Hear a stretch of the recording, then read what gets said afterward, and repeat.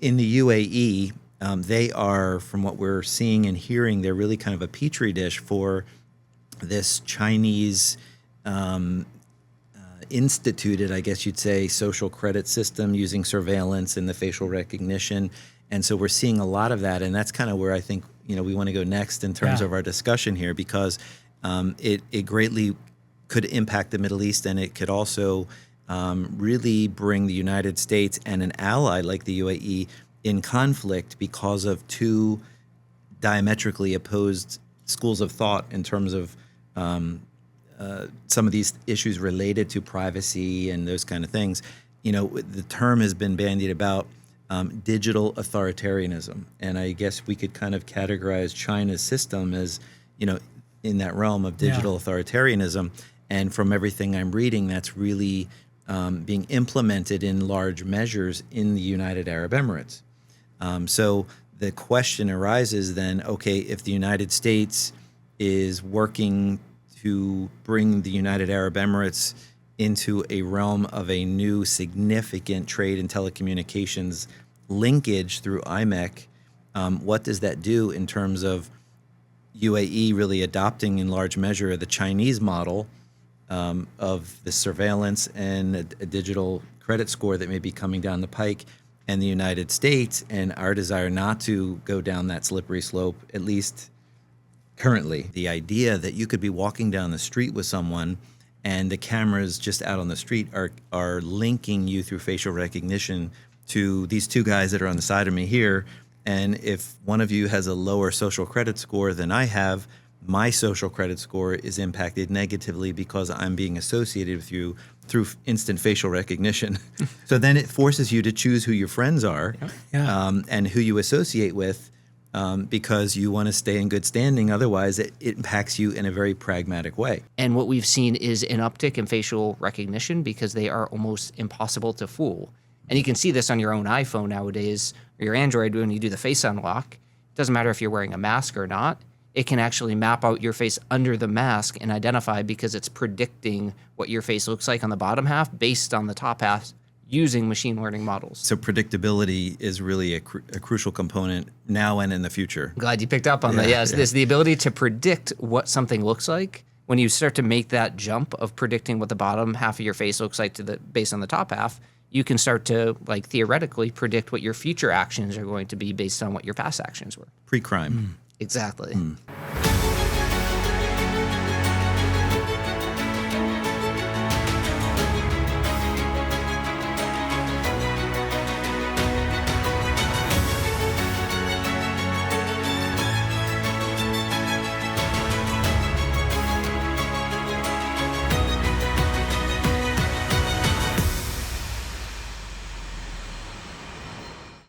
Welcome to the 10th episode of Zion's Wire, the official podcast of Zion's Hope, where we bring you biblical insight and prophetic discussions with a passion for God, His people, and His plan for planet Earth.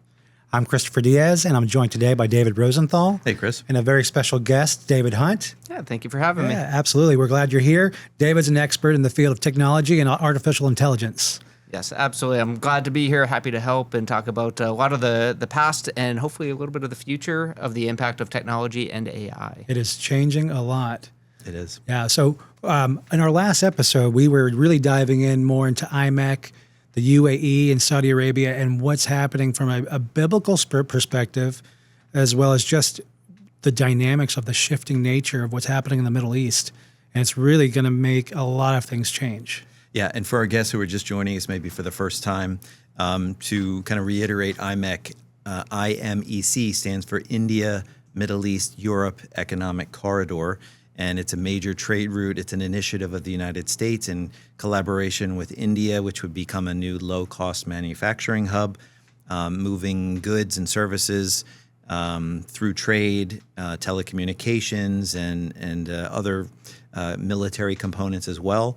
On a route that runs really the most direct route from India to Europe, which is through the United Arab Emirates, which we're going to key on today, and then into Saudi Arabia, Jordan, to the port of Haifa in Israel, through the Mediterranean, over to Europe. And so IMEC is a very significant initiative, and that's why we're spending so much time on it. It's a counter to China's Belt and Road Initiative, which China's been working on for many decades now, where they're creating these important routes or channels of trade and commerce, telecommunications, and other things through a northern route from China up through the Central Asian republics, through Russia, and then over to Europe, and then a middle route, which kind of goes through Iran and Turkey over to Europe, and then a southern sea route, which goes over to Africa and up the Suez Canal, the Red Sea, Suez Canal to the Mediterranean. This is a counter to that,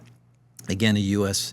Initiative, IMEC from India to Europe. And so very significant. We want to spend a little bit more time, I think, today on UAE and the significance of what is happening in the United Arab Emirates from the standpoint of technology, AI, surveillance, and technology, how they're implementing that and using that in very eye-opening ways. Yeah. We were just over there. We had talked yeah. just several months ago, and what we saw is quite remarkable in terms of the amount of cameras and surveillance that you see throughout the United Arab Emirates.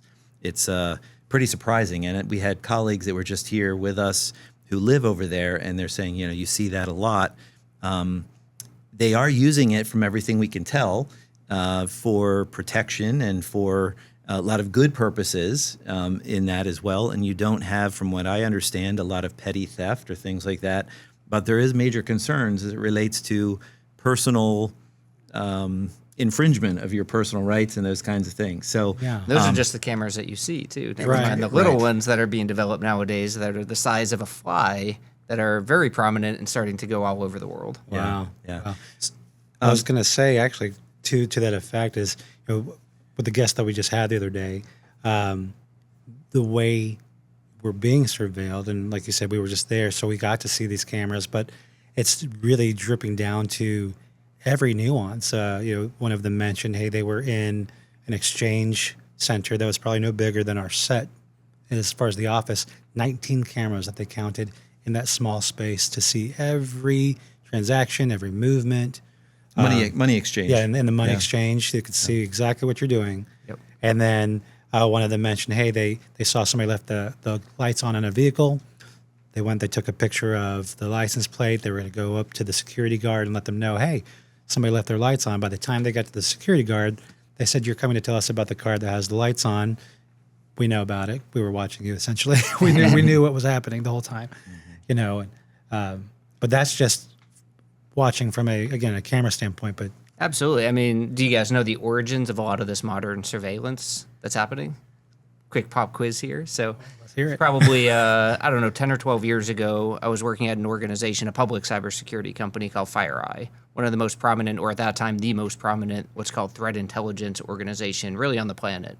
And what we did as an organization is we did what's called attribution, is we looked at every major cybersecurity incident, every hack that occurred around the world, and we would figure out who done it.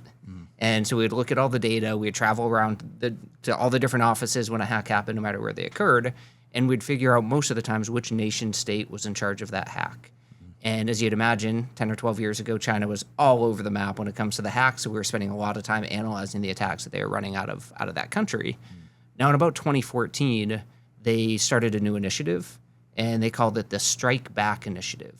Now, China at that time period was going through quite a bit of an upheaval when it comes to an ethnic minority group called the Uyghurs. And that group was starting to protest and push back on a lot of the leadership in the Chinese government. And as a result, the Chinese government said, hey, you guys are domestic terrorists. Should sound a little familiar. Let's go ahead and create a strike back plan. This is in 2014 to 2015 time period.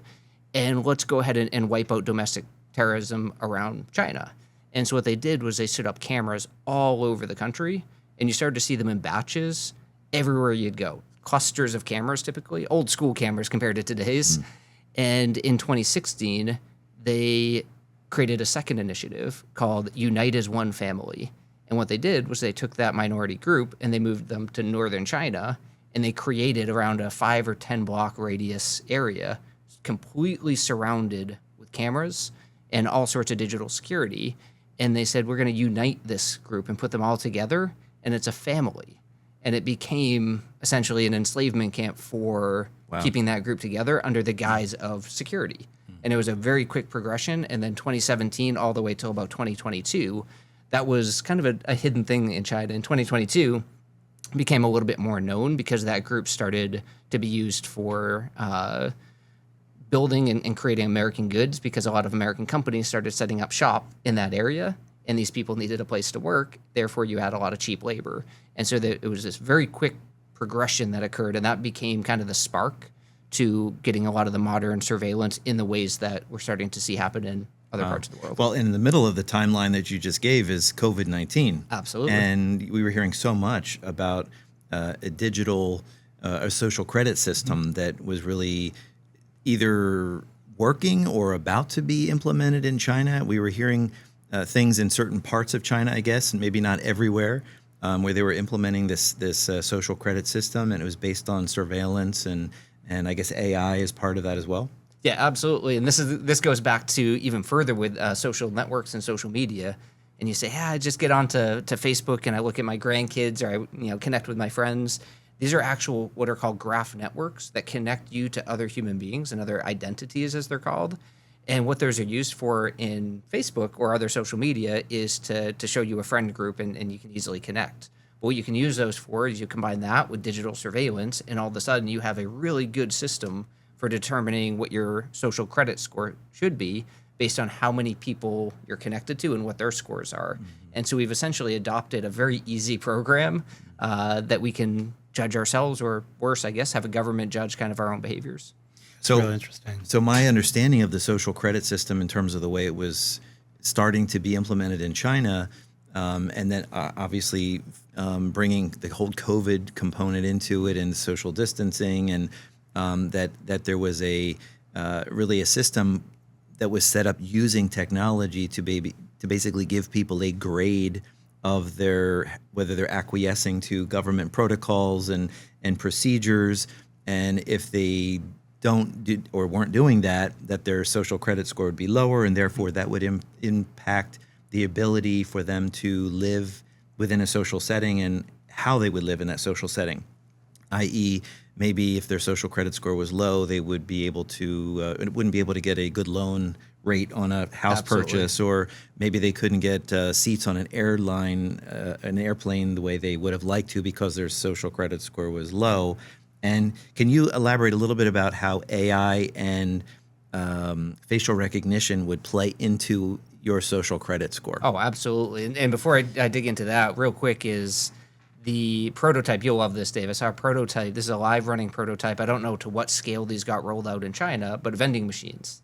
And think an insurance model, right? You get into a car insurance. You crash your car, your insurance goes up, right? That sort of model where based on your social credit score, and this was around 2021, 2022 that I saw this prototype, you would get charged more depending on what your social credit score was at the vending machine. So some people would get charged $1 when they put their credit card in and got scanned, other people's $5. And it was all based on that network. So this network has already been built. It's just being used in various, rollouts. Wow. And AI is starting to significantly impact this because facial recognition is powered by what's called machine learning models. Now, these are models that up until about 2022 were really expensive to build. They required really expensive data scientists to write them. And they were so-so in terms of their performance compared to what we see today. In 2022, AI exploded. Machine learning models became incredibly easy for anybody to leverage and cheap. And what we've seen is an uptick in facial recognition because they are almost impossible to fool. And you can see this on your own iPhone nowadays, or your Android when you do the face unlock. It doesn't matter if you're wearing a mask or not. It can actually map out your face under the mask and identify because it's predicting what your face looks like on the bottom half based on the top half using machine learning models. So predictability is really a crucial component now and in the future. Glad you picked up on that. Yes, there's the ability to predict what something looks like. When you start to make that jump of predicting what the bottom half of your face looks like based on the top half, you can start to theoretically predict what your future actions are going to be based on what your past actions were. Pre-crime. Exactly. Sounds like an old movie, Minority Report, I think, where they there's a few that are coming to mind. Yeah. Yeah. Yeah, and I really do think that's a real thing for people to consider, because I've seen this play out in the cyber world quite a bit for years. And the way I've always put it is there's a pendulum that exists. On one side of the pendulum, it kind of rocks back and forth, and in the middle is equilibrium. And at one side of it is security, on the other side it's privacy. Now, you cannot have perfect privacy and security. These are on a pendulum. So what that means is every inch you give up on your privacy, you're getting in security. And I believe what we've seen in security is people giving up all of their technology. People are willing to give up all their privacy if they can get perfect security back. Mm-hmm. And I think that trade-off is going to happen in the physical world as well. And you've probably seen that play out in other countries where there's no theft. And the reason? You don't have any privacy. Yeah. Interesting. Yeah. And to that point, and jumping then over to the UAE, one of the things that we had noticed while we were there, it was during this time where they were celebrating this year of tolerance and this, on the tails of this push to really be open to other religions, particularly Islam, Judaism, Christianity. And you would see these signs up about tolerance. One of the things that's pushing that, or they're looking for, is, you mentioned something in China, they were watching a group of people who were extremists. Well, in the UAE, they're not wanting the extreme Shia Islamists to be pushing their agenda, have that balance, but then they also don't want Christians per se coming in and evangelizing. And so they'd say across the board, hey, we're watching all of you, and nobody crossed this line. Mm-hmm. Yeah. To maintain that balance. Yeah. And for the benefit of their economic situation, Yeah. for trade, for tourism. So it's a very pragmatic approach to it. But one thing that struck me as I've heard a little bit about facial recognition and did a little bit of reading on that, and that is the idea that you could be walking down the street with someone, and the cameras just out on the street are linking you through facial recognition to these two guys that are on the side of me here. And if one of you has a lower social credit score than I have, my social credit score is impacted negatively because I'm being associated with you through instant facial recognition. So then it forces you to choose who your friends are. Yeah. And who you associate with, because you want to stay in good standing. Otherwise, it impacts you in a very pragmatic way. Didn't your mother always tell you growing up, like, be careful who your friends are? Because it's a new meaning to you're the sum of the 5 closest people you hang around with. Yeah, yeah. But It becomes real literal. But you start to extrapolate that out in terms of privacy, and when you have a social credit score that is impacted negatively, which impacts your ability to function in society in dramatic ways, and then you start to think, who do I appeal to if I have a problem with this? Or I say, I don't like the way this is scoring me, or this isn't fair. There's a nameless, faceless system that is really controlling everything, and people become numbers and don't have the ability to protest, to say, wait a minute, we don't like, where it's put me in society based on my moral standards, and that's where it starts impacting us in issues related to our faith and practice. It's a very, very dangerous, slippery slope. So you can see some practical, everyday benefits to this. Obviously, less police on the street if people are self-governing, because you have a system that's watching everything you do and grading you on that. So you can see some positives from the standpoint of less petty theft and probably less of those typical type of crimes that you would see. But at the same token, people really give up, as you said, they're giving up their privacy in huge ways. In the UAE, they are, from what we're seeing and hearing, they're really kind of a petri dish for this Chinese instituted, I guess you'd say, social credit system using surveillance and the facial recognition. And so we're seeing a lot of that. And that's kind of where I think, we want to go next in terms of our discussion here, because it greatly could impact the Middle East, and it could also really bring the United States and an ally like the UAE in conflict because of two diametrically opposed schools of thought in terms of some of these issues related to privacy and those kind of things. The term has been bandied about digital authoritarianism. And I guess we could kind of categorize China's system as, in that realm of digital authoritarianism. And from everything I'm reading, that's really being implemented in large measures in the United Arab Emirates.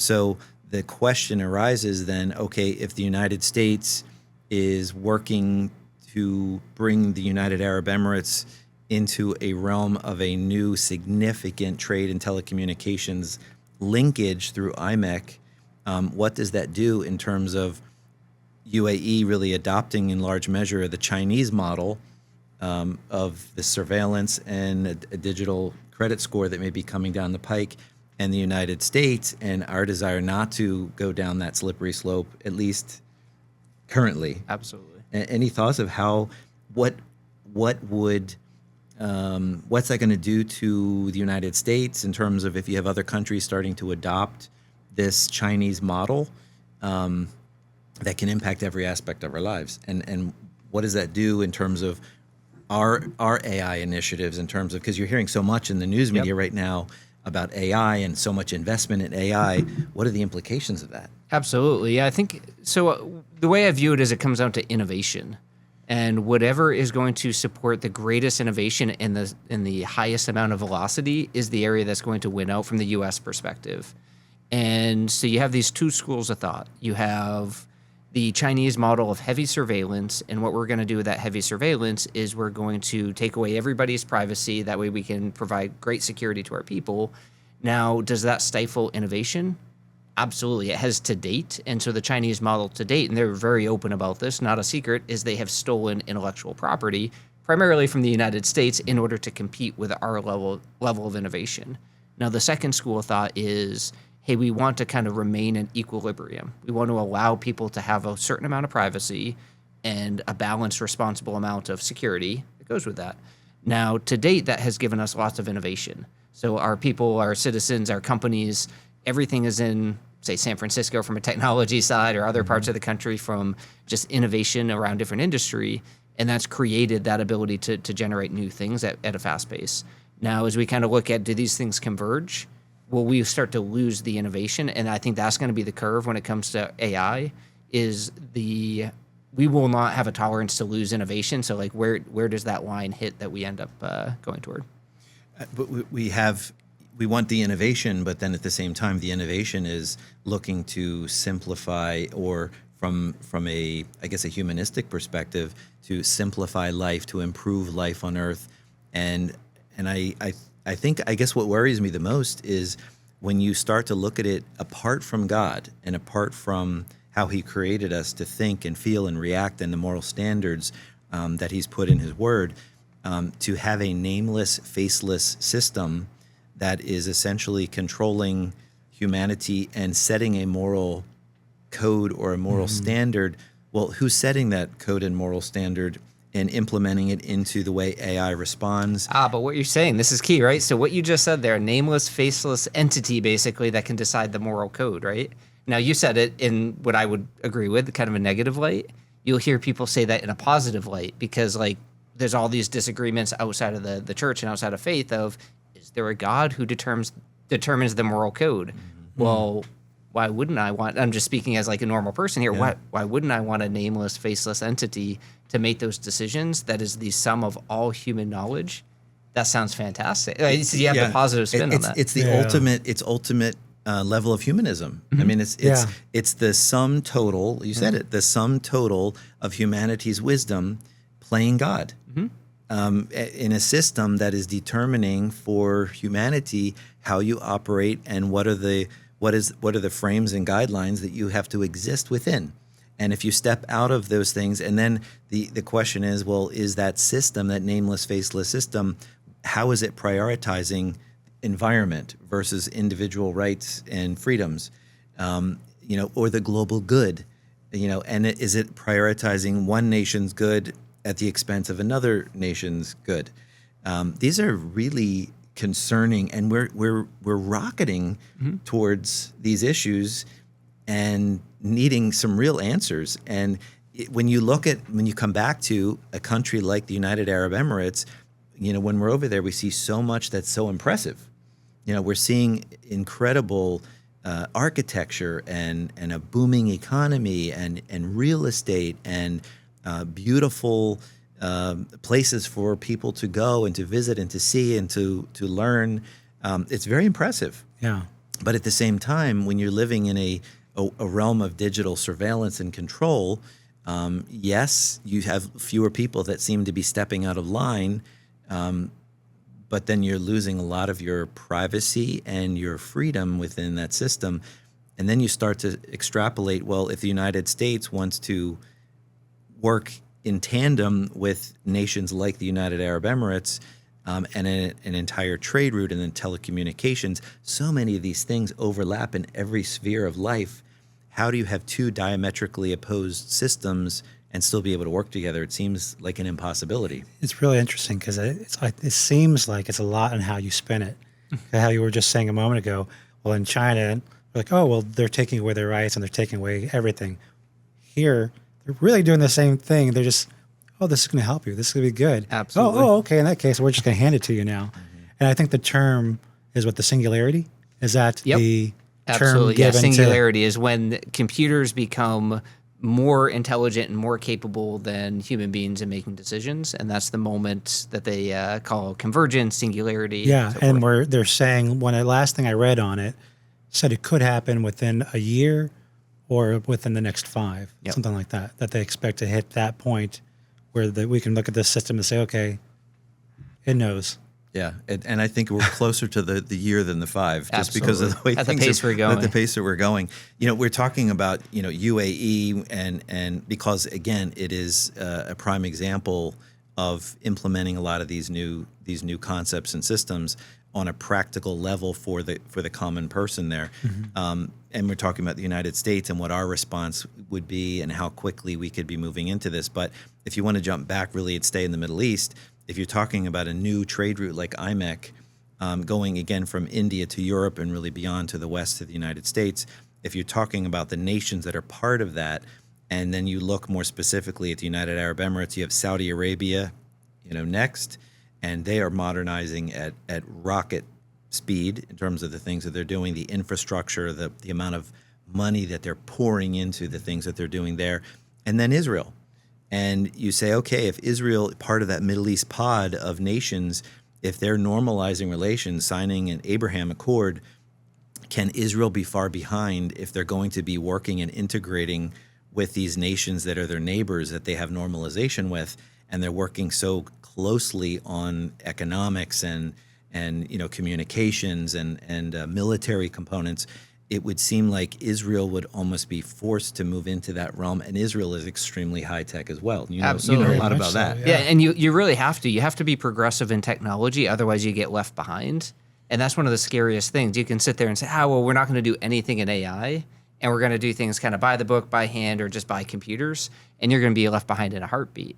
Right? And a lot of this is what I'd consider economies of scale. The things that we see as consumers out in the world or we hear about in the news, this is what companies or governments have been able to build and deploy at scale, right? Cell phone towers and mobile phones and cameras. These are things that you can build, deploy at a cost-efficient basis. Now, what has been happening for many, many years since Sputnik in the 1950s, essentially when that occurred, the government formed this type of research lab. I used to work at one called an FFRDC. A lot of people don't know these exist in America. Other countries have them as well. They're called federally funded research and development centers. These are really interesting. You are legally in the U.S. only allowed to build things that don't exist yet. And the government started these in the 1950s and 60s in order to never fall behind technologically ever again. They got caught off guard. They didn't want it to happen. This is what these centers focus on? Exactly. Research and development. So it's facilitating innovation. Absolutely. And they're Congress-funded, taxpayer-funded, and very few people know these exist. I worked at one called MITRE. MITRE gets maybe $3 billion a year in taxpayer money, and nobody's ever heard of it. And these organizations kind of like it that way because why would you want to have a lot of attention? They can fly under the radar. Under the radar. Yeah. And so I worked on many, many research projects in my years, and I can tell you about one that kind of never made its way to the economies of scale. But to give you an idea of some of the off-the-wall things, and some of them really aren't that off-the-wall. They actually get used in various types of scale. This one was a password guessing sort of operation. And what the goal was can you actually tell somebody's password? This is about a decade ago, by the way. Can you tell somebody's password without them telling it to you based on the imagery in their brain? So can you connect a node to the top of their head on their forehead and then look at a computer monitor and talk to them and understand what their password is? And it was amazing to see some of the successes of this. Now you can think of that at that level of scale. You need a person, you need a little node to put on there and a computer monitor, but can you scale that up to the point that you don't need those devices and you can do it wirelessly to everybody? It's like if I tell you movie where they did this Flight of the Navigator. Do you remember that? Anyone remember that movie? They had him hooked to a computer and they put the little nodes on. They'd ask my question, and before he'd answer, up on the screen would pop up an image. And then they'd go to the next question. And Absolutely. he's like, I didn't say anything. So that goes to the issue of predictability. if I say pink elephant, don't think of that. What do you think of? A pink elephant. So He's like, he can't stop thinking about it now. I'm stuck on pink elephant now.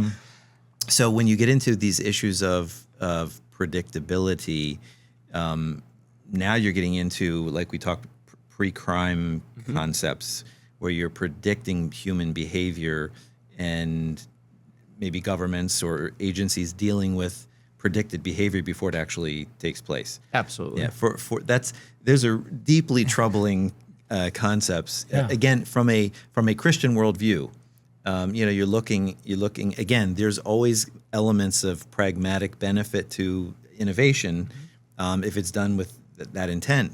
But when you're talking about the collective wisdom of humanity making decisions at a level where humanity interprets that as a God, a deity of some sort, or the humanism of the world making decisions and moral decisions, and predetermining what an outcome will be based on predictability, that's really, really troubling. Well, and so this is one of the interesting things to me, because I've been in this industry for more than 20 years. So a lot of this becomes like kind of just, I expect it in a lot of ways, and I've seen a lot of this stuff happen. But to a lot of people, you look and you say, well, this is happening now in 2025, and are we going to turn into a Chinese kind of model, or are we going to continue kind of a U.S. freedom first model? And the way I look at this is we have been on the Chinese model for quite some time, but we're just way better at concealing it and making sure that it is something that nobody understands has been operational. So in 2001, after 9/11, we introduced the Patriot Act. And that opened up a significant amount of surveillance in this country that took years and years to uncover, even just in part.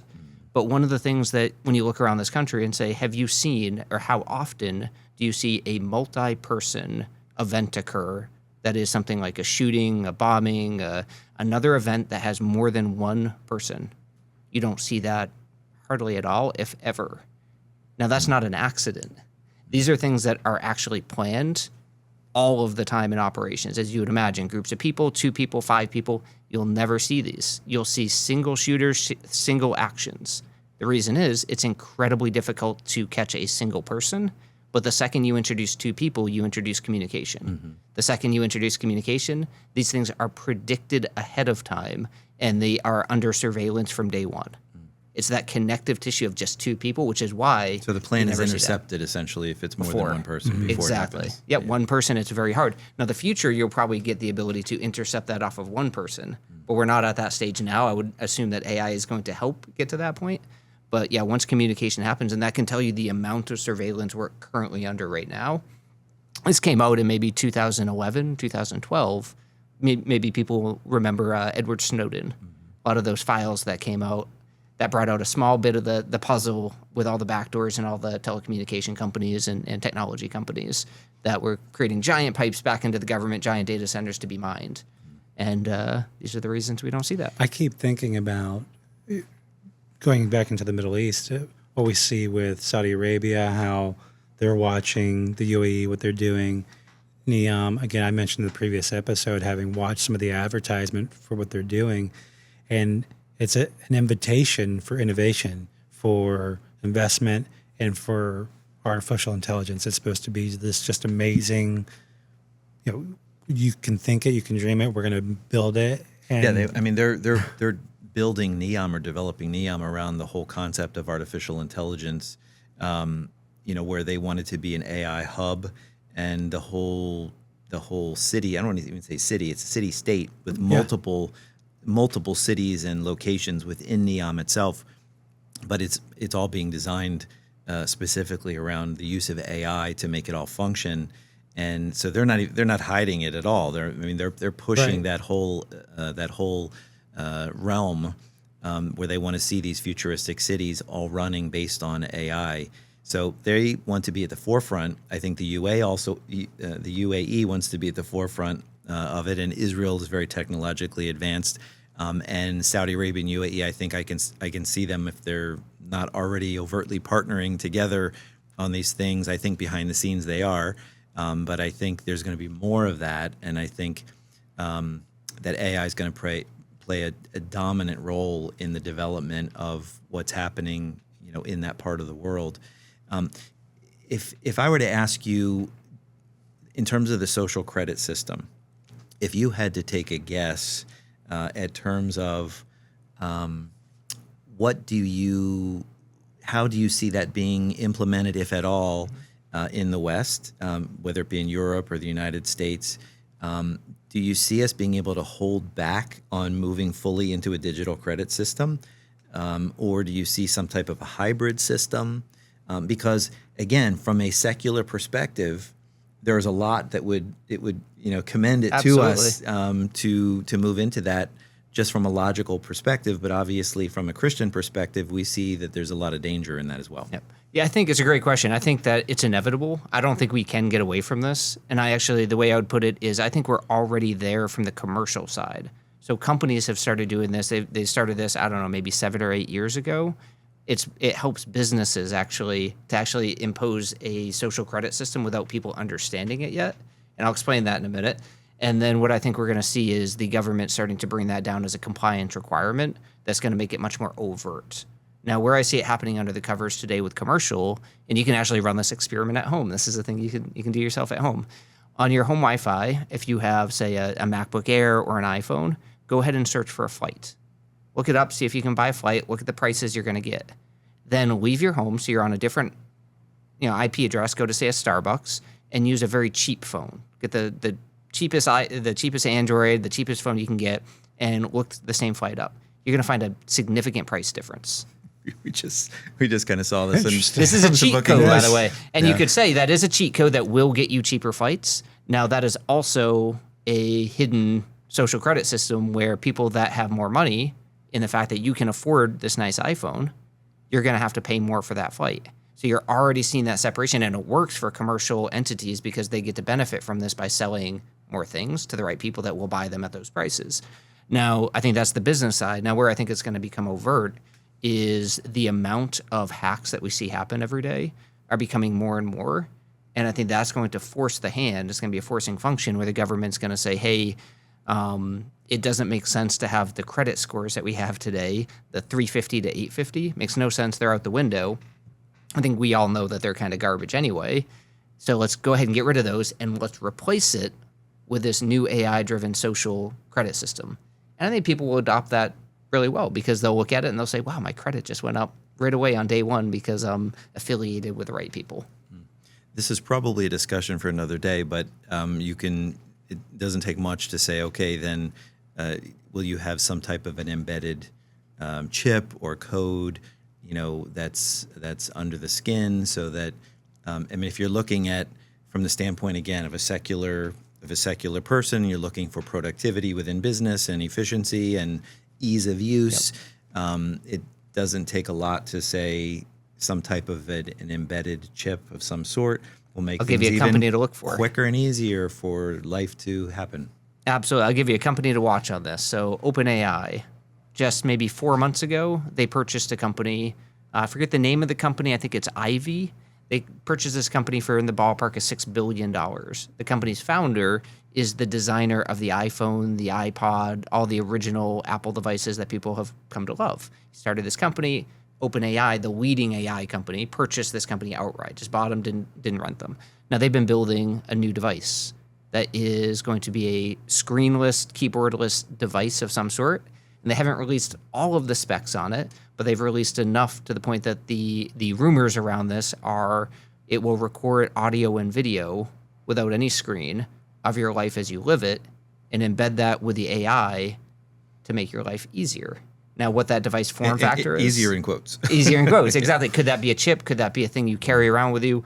Those are the speculations. Nobody knows what this is going to look like. They're planning on releasing it next year, but that's a thing to look for when it comes to what might a device like that be. To extrapolate that out, the implications are staggering. Yeah. More than I think our minds can comprehend.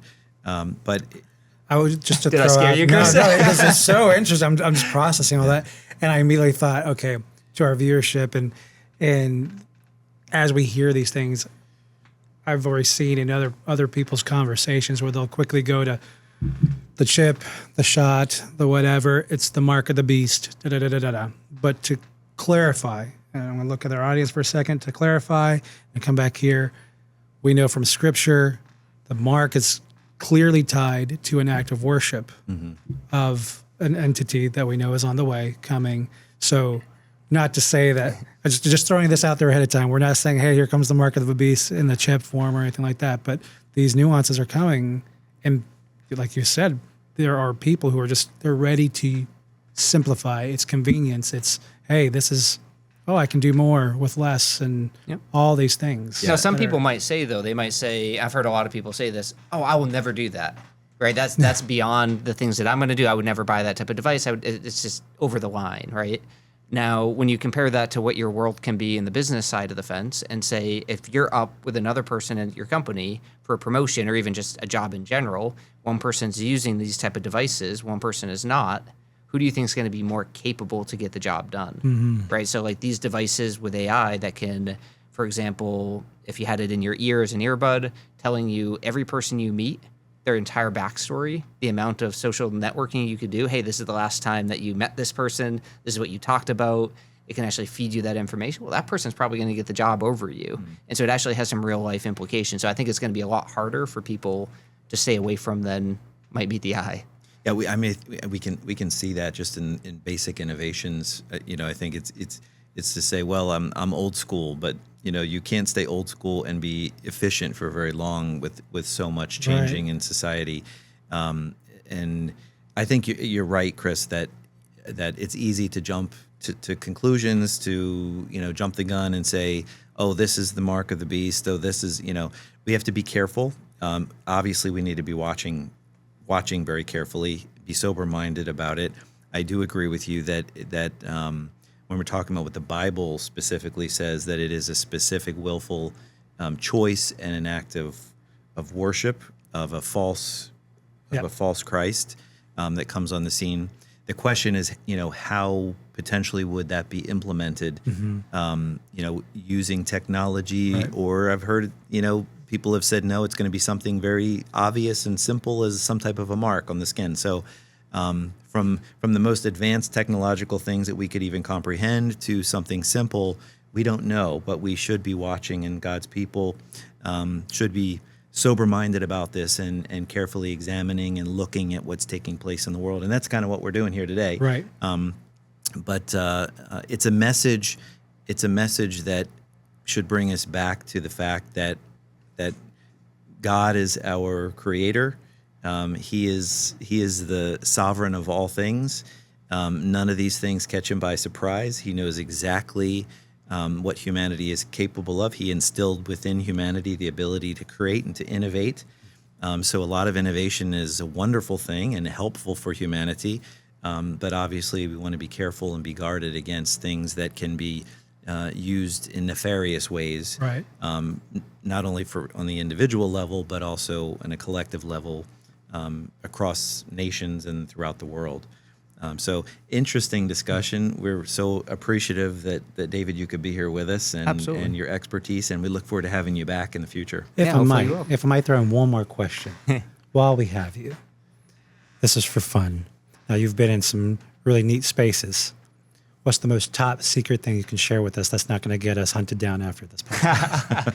Well, I can't share top secret things, but I can share you a little bit of when it comes to surveillance potentially here. some of the amount of surveillance that happens that people don't quite realize happens when you're in different positions. So this rhymes with top secret. It's not top secret, but it rhymes with top secret. So one of the things so I've held a lot of different types of clearances over my career at varying levels, mostly the highest levels that you can get in the U.S. government. And one of the things that's interesting is traveling through airports, different airports. When you have these clearances, you think it wouldn't matter. You're traveling in this country or that country. But what actually ends up happening as you go through the equivalent of TSA in these other countries is you get flagged almost every time, because you're in all of these different surveillance systems in other countries where they're tracking anybody that has any type of government clearance. And depending on the country you're in, you're either going to get just questioned at that point, or you're going to get followed for the duration of your time in that country. And these are the fun things that you never really think about. But you become a target. You become a target just by showing up, which is why the government has certain countries you are and aren't allowed in, depending on your clearance level, that are color coded, because we're not that bright. So we have red, yellow, and green. And so the amount of times I've gone through these international gates and these TSA in these other countries, they usually ask the same question, which is, what do you do for a living? That's always the first indication that they flagged something. And then those are the fun cases when, especially you're in Asia, and you start to notice they're not usually trying to keep it a secret when they follow you. They want you to know that you're being followed. And it's like, I think I'm in one of those countries. Interesting. There you go. Yeah, very interesting.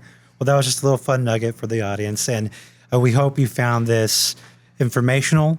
Again, as always, follow us at zionshope.org. Download the app. We're enjoying conversations like this and deep diving into the Bible, thinking ahead of things to be prepared for, watching for, always vigilant, and always remaining in the Word. So God bless you, and we'll see you next time. Thanks for joining us today on this episode of Zion's Wire, a podcast fueled by a passion for God, His people, and His plan for planet Earth. If you were encouraged by today's episode, share it with a friend and subscribe, or follow us on your favorite podcast platform so you never miss an episode. Help us reach more people with the message of hope by leaving a 5-star review, and download the Zion's Hope app for additional teachings and content. Keep the conversation going with questions or comments. Until next time, keep watching, keep praying, and keep your heart fixed on God's Word.